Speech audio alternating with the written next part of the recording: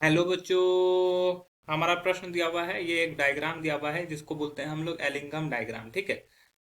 बोल रहा है एफईओ के अपचयन के लिए बिंदु डी के संगत ताप पर निम्न में कौन सा वक्तव्य सही है। चार ऑप्शन है। पहला ऑप्शन में है दिया हुआ है कार्बन मोनोऑक्साइड के साथ संपूर्ण अपचयन अभिक्रिया के लिए डेल्टा जी का शून्य होगा। एक मोल कार्बन एक मोल ऑक्सीजन के मिश्रण के साथ संपूर्ण अपचयन अभिक्रिया के लिए डेल्टा जी का मान धनात्मक होगा। 2 मोल कार्बन 1 मोल ऑक्सीजन के मिश्रण के साथ संपूर्ण अपचयन अभिक्रिया करके डेल्टा जी का मान धनात्मक होगा। और चौथा है कार्बन मोनोऑक्साइड के साथ संपूर्ण अपचयन अभिक्रिया के लिए डेल्टा जी का मान धनात्मक होगा। चलिए समझते हैं इस प्रश्न को। इस प्रश्न की अगर बात करें मुख्य अवधारणा की, तो मुख्य अवधारणा में हमें ये एलिंगम डायग्राम को समझना होगा। ठीक है। एलिंगम एलिंगम डायग्राम, इसको हम लोग को समझना होगा। ठीक है। बोल रहा है क्या बोल रहा है क्या एफईओ के अपचयन के लिए बिंदु डी के संगत तापन निम्न में कौन सा वक्तव्य सही है। यह हमारा बिंदु डी है, यह हमारा बिंदु डी है, जहां का टेम्परेचर लगभग कितना है, 800 डिग्री सेंटीग्रेड है। ठीक है। और यहाँ पर बिंदु डी पे जो अगर मान लो कि ये वैल्यू जो डेल्टा जी का वैल्यू हो गया, डेल्टा जी का वैल्यू हो गया -280 के लगभग है। ठीक है। तो अगर यहां से रखोगे पॉइंट डी पे, डी बिंदु पर, डी बिंदु पे क्या हुआ है, F E 2Fe plus O2 FeO में कन्वर्ट हुआ है। तो 2Fe प्लस O2 क्या बन रहा है, 2FeO। और इसका डेल्टा जी का वैल्यू कितना आ जाएगा, -280 किलो जूल पर मोल। ठीक है। तो ये रिएक्शन हुआ कैसे, तो यहाँ पे देखो दो चीज मिल रहा है। एक ये मिल रहा है हमारा, ठीक है, ये ब्रेक कर रहा है।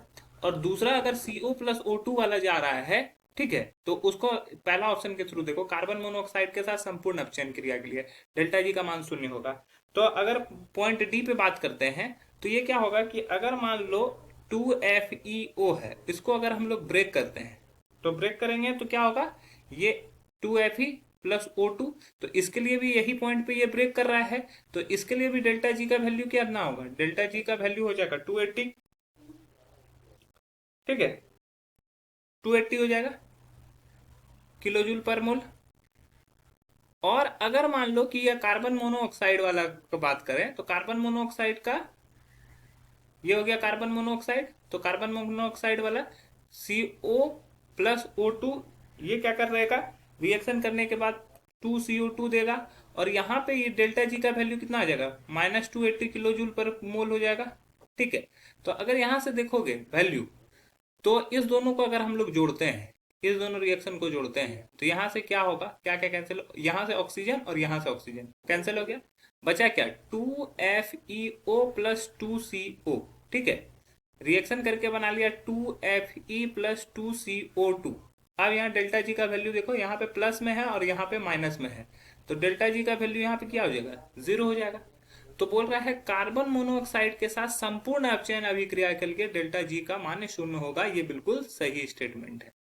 अब ऑप्शन बी की बात करते हैं। ऑप्शन बी में बोल रहा है 1 मोल कार्बन और 1 मोल ऑक्सीजन के मिश्रण के साथ संपूर्ण अपचयन। तो 1 मोल कार्बन होना चाहिए यहाँ पर, ठीक है, 1 मोल कार्बन 1 मोल ऑक्सीजन। तो यहाँ पर अगर ध्यान से देखोगे, तो यहाँ पर हर जगह पे दोनों मोल दे दिया है, 2 मोल दे दिया है। एक जगह पर 1 मोल कर लो, यहाँ ये वाला डायग्राम को ही 1 मोल कर ले, या किसी भी एक डायग्राम को। तो ये 1 मोल कार्बन है और 2 मोल ऑक्सीजन से यहाँ पे CO2 बन रहा है। तो इस स्थिति में क्या हुआ है, डेल्टा जी का वैल्यू अगर यहाँ से देखते हैं तो -400 है। डेल्टा जी का वैल्यू -400 है। और अगर वही बात करें, अगर उसका Fe प्लस O2 का, तो उसका डेल्टा जी का वैल्यू कितना होगा, डेल्टा जी का वैल्यू हो जाएगा 280। ठीक है। अब यहां से इसका वैल्यू निकालोगे, ठीक है, अगर इसका वैल्यू निकालोगे तो -120 आएगा। तो डेल्टा जी का वैल्यू यहाँ पे क्या आ गया, ऋणात्मक आ गया। लेकिन यहाँ पे दिया हुआ प्रश्न में डेल्टा जी का मान धनात्मक होगा, तो ये भी गलत हो जाएगा।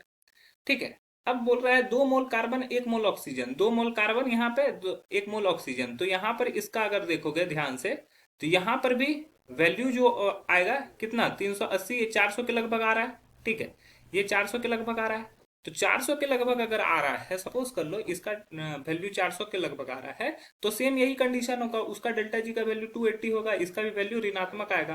तो यहाँ पे मान धनात्मक बोला गया है, तो ये भी गलत हो जाएगा। आखिरी बोला है, कार्बन मोनोऑक्साइड के साथ संपूर्ण अपचयन के लिए डेल्टा जी का मान धनात्मक होगा। अभी हम लोग शुरू में देखे डेल्टा जी का वैल्यू कितना निकला, 0 निकला, लेकिन यहाँ धनात्मक दिया हुआ है, तो ये भी गलत हो जाएगा। तो हमारा जो सही उत्तर होगा वो हो जाएगा ऑप्शन ए। आशा है यह प्रश्न आपको समझ में आया होगा। धन्यवाद।